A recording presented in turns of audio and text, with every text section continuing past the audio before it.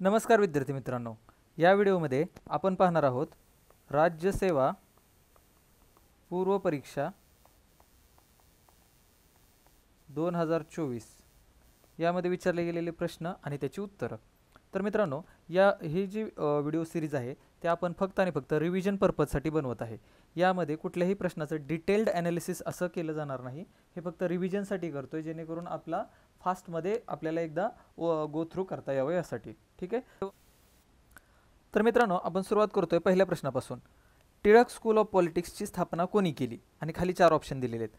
तर आता आपल्याला 4 ऑप्शनमध्ये हे माहिती पाहिजे की श्रीपाद अमृत डांगे हा ऑप्शन बऱ्यापैकी साम्यवादीशी चळवळ आहे, त्याच्याशी रिलेटेड आहे, त्याच्यामुळे ते तर ऑप्शन पहिल्यांदाच जाईल।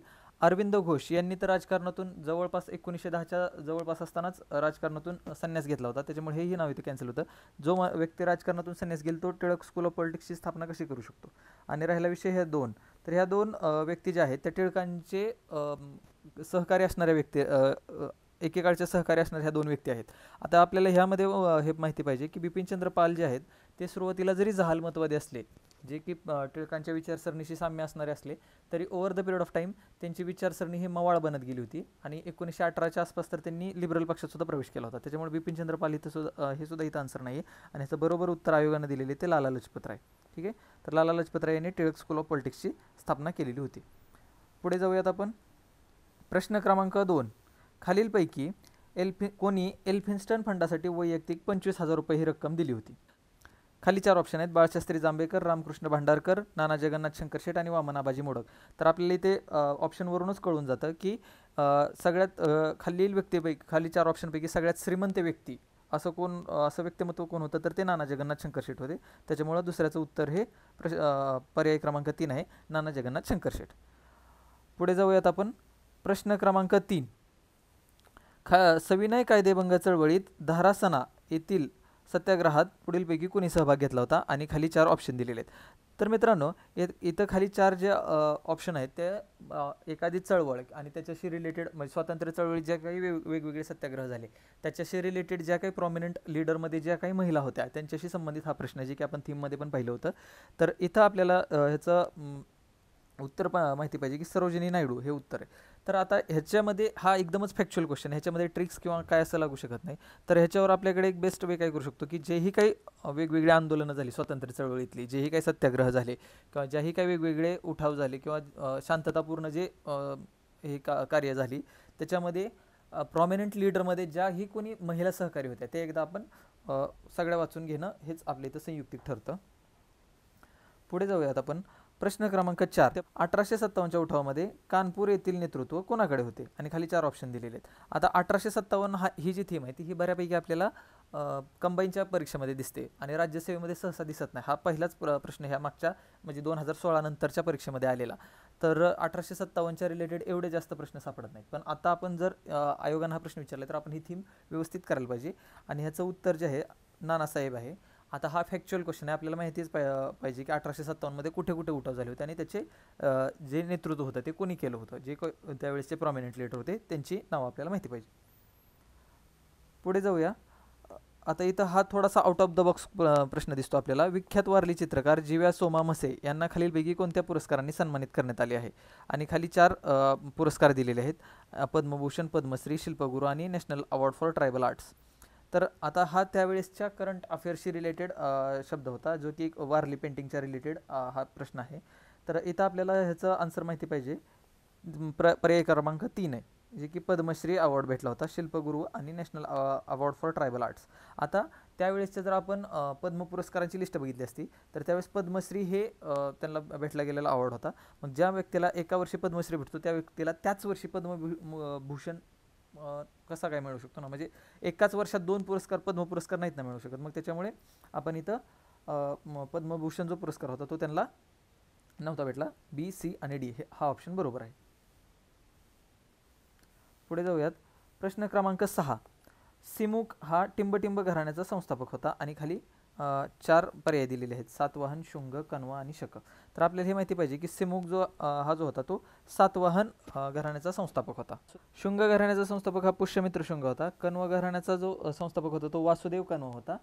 मोगा हा शक घराण्याचा संस्थापक मानला जातो। ठीक आहे, पुढे जाऊयात आपण. प्रश्न क्रमांक 7 इथे दिलेला आहे. अहमदाबादमधील गिरणी कामगारांच्या लढ्यात महात्मा गांधी यांच्यासोबत असलेल्या प्रमुख महिला सहकारी कोण? आपण मगाशीच प्रश्न क्रमांक 3 मध्ये आपण थीम बघितली होती की ज्या स्वातंत्र्य चळवळीतील प्रॉमिनंट विमेन लीडर होत्या, ज्या काही महिला सहकारी होत्या, महिला नेते जे होते, त्यांच्याबद्दल प्रश्न आपण पाहिला होता. तर इथं आपल्याला सेम प्रकारचा प्रश्न आपल्याला इथं पाहायला मिळतो की अहमदाबादमधील गिरणी कामगारांच्या लढ्यात गांधीजीसोबत कोण महिला सहकारी होत्या?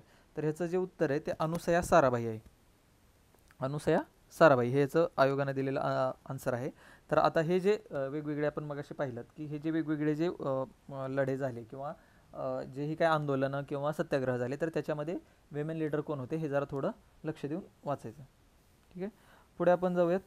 प्रश्न क्रमांक 8 आहे की चुकीच्या जोड्या ओळखा म्हणून हा प्रश्न आहे आणि खाली 4 ऑप्शन दिलेले. तर आपल्याला हे माहिती पाहिजे की हे मुघलांच्या रिलेटेड हा प्रश्न आहे.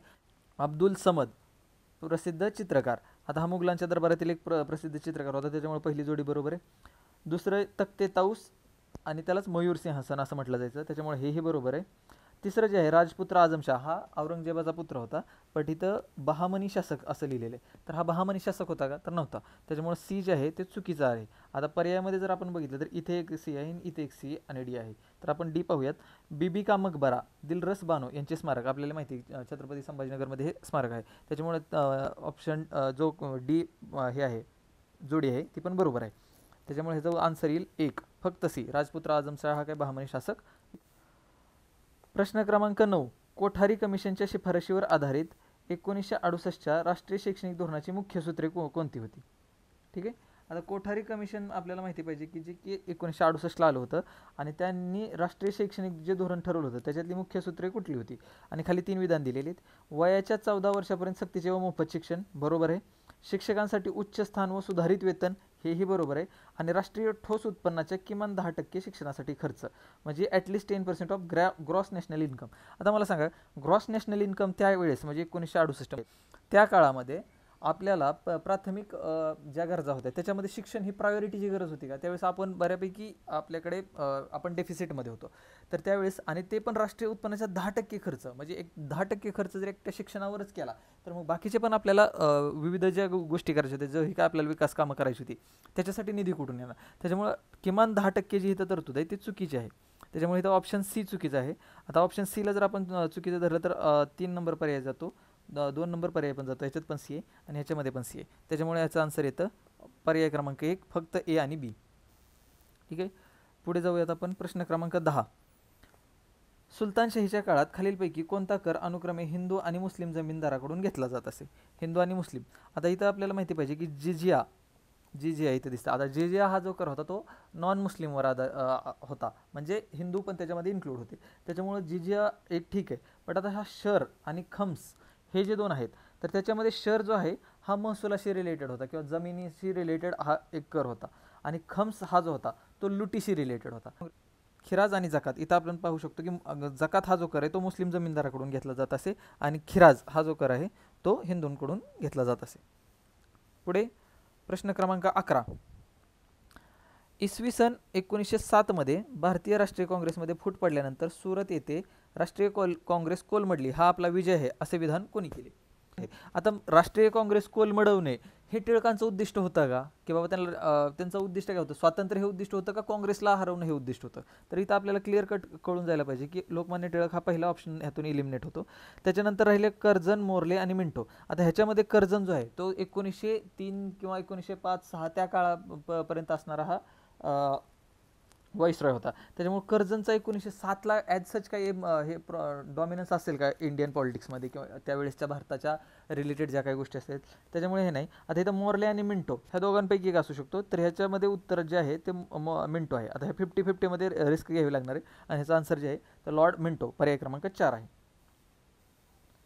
पुढे प्रश्न क्रमांक 12. खालीलपैकी कोणत्या शासकाच्या कालखंडात अब्दुल रज्जाक या फारसी प्रवाशाने विजयनगरला भेट दिली होती? आता आपण मग एक थीम बघितली होती प्राचीनमध्ये की प्रवासी जे काही विविध प्रवासी आहेत ज्यांनी भारताला भेटी दिल्या, तर त्यांनी कुठल्या ठिकाणाला भेट दिली, त्यावेळेसचे त्यांचे कालखंड कुठला आणि त्या कालखंडात तिथला राजा कोण होतं, ह्या गोष्टींचा आपण बारीकाईने अभ्यास करायला पाहिजे. आणि त्यांनी भारताशी रिलेटेड जेही काही प्रवास केला त्याचे प्रवास वर्णन लिहून ठेवणारे जे कुठले प्रॉमिनंट जे ग्रंथ आहेत त्याचा पण आपण इथं अभ्यास करणं अपेक्षित आहे. आणि याचं उत्तर जे आहे ते 4 आहे देवराया टू.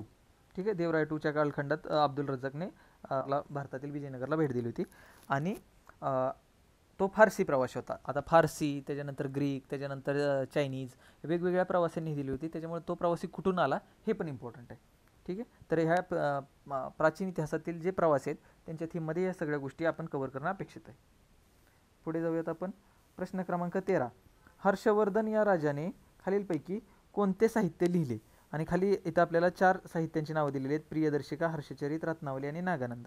आता आपल्याला इथे हे माहिती पाहिजे की हर्षचरित जे आहे ते बाणभट्टाने लिहिलेले आहे. म्हणजे बी हे कन्फर्म ऑप्शनमध्ये नसायला पाहिजे, पण इथे पाहिलं तर आपण इथं बी दिसते त्यामुळे हा ऑप्शन गेला, इथं पण बी दिसतंय हा पण ऑप्शन गेला, आणि याच्यातमध्ये पण बी इन्क्लूड आहे त्याच्यामुळे हाही ऑप्शन गेला. आणि उरला फक्त पर्याय क्रमांक 1, जे की हर्षवर्धनाने प्रियदर्शिका, रत्नावली आणि नागानंद हे 3 साहित्य लिहिलेले आहेत. पण हर्षचरित जे आहे ते बाणभट्टाचं साहित्य आहे, त्याच्यामुळे आपण बीला एलिमिनेट करतोय.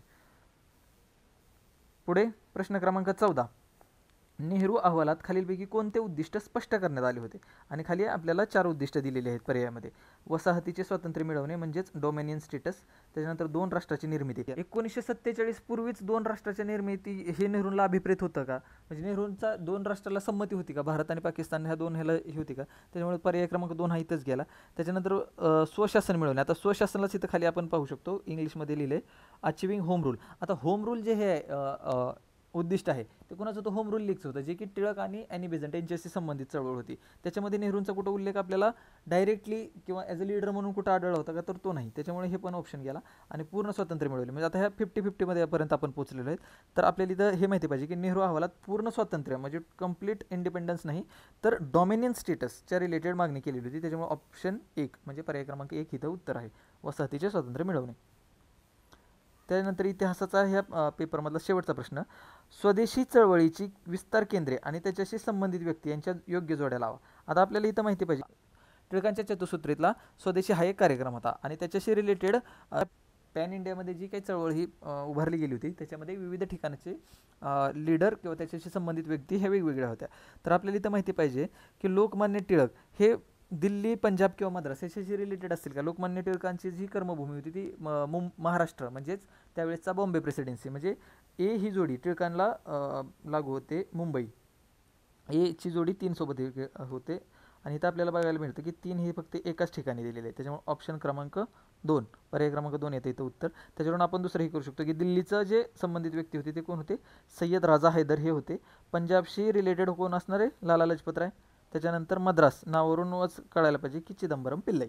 ठीक आहे, आय होप हे इथपर्यंत तुम्हाला समजलं असेल. इथे ही जी सिरीज आपण घेऊन आलेलो आहे ती फक्त आणि फक्त आपल्या रिव्हिजनसाठी घेऊन आलेलो आहे. आणि हा व्हिडिओ तुम्ही जर 4, 5, 6 वेळा जर पाहिलात तर आपल्या डोक्यामध्ये हे वारंवार जर आपल्या कानावर पडलं तर हे आपल्याला डोक्यामध्ये फिट होतं आणि हे नंतर आपल्याला पुढच्या परीक्षेमध्ये उपयोग येतं. त्याच्यामुळे आय होप या व्हिडिओचा आपण पुरेपूर फायदा घ्याल. धन्यवाद.